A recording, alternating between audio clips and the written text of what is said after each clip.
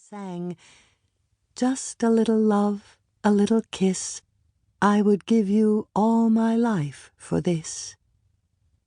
Excitement made her voice tremble, for even as the song flowed through the room, she could feel his presence coming toward her. She turned.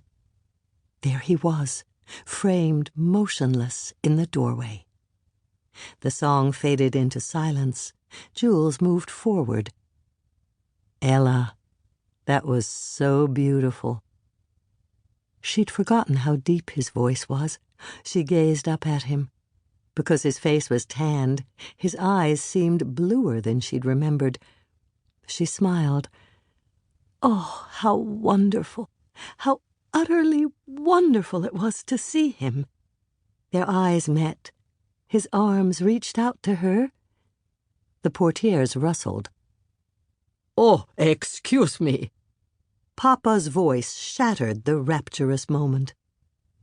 Quickly, Ella averted her gaze as Jules's arms dropped stiffly to his sides. Papa paused in the middle of the room, a crumpled newspaper in his hand, his glasses perched at the end of his nose. Ella realized he had wandered in seeking some peace and quiet, forgetting entirely about Jules's coming. "Oh," Papa scratched his head uncertainly. "Who's that?" "It's Jules. Jules! My, you look so different. For a moment I couldn't believe it." He caught hold of Jules's hand and began pumping it vigorously.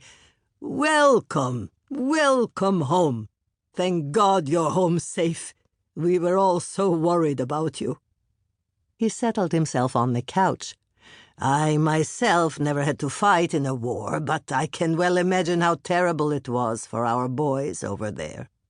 And now," he poked his finger at the newspaper headline, "I don't know.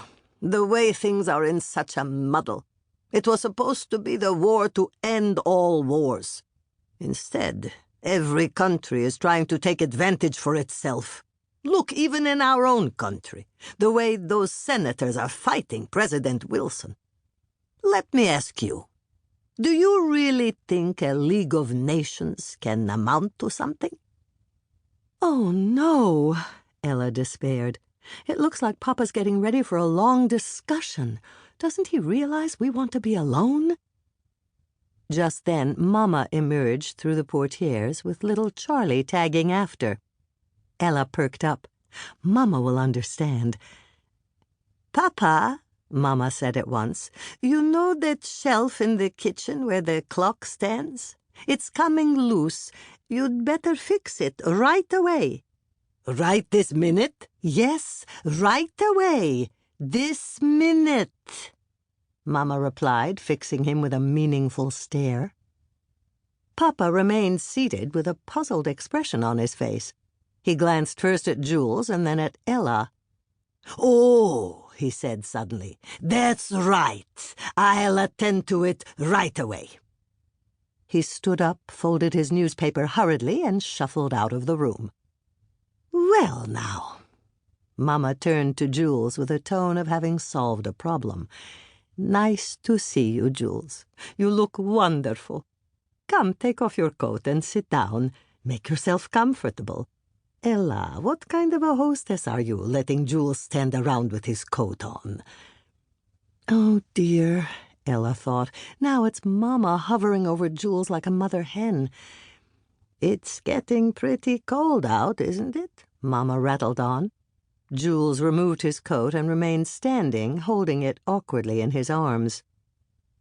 "Jules, you're in civvies!" Ella exclaimed. "Civvies?" Mama repeated.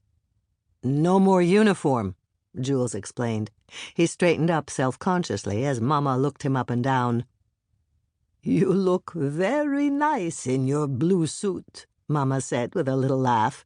"You know what Aunt Lena always says. If a man doesn't look good in a blue suit, he'll never look good in anything."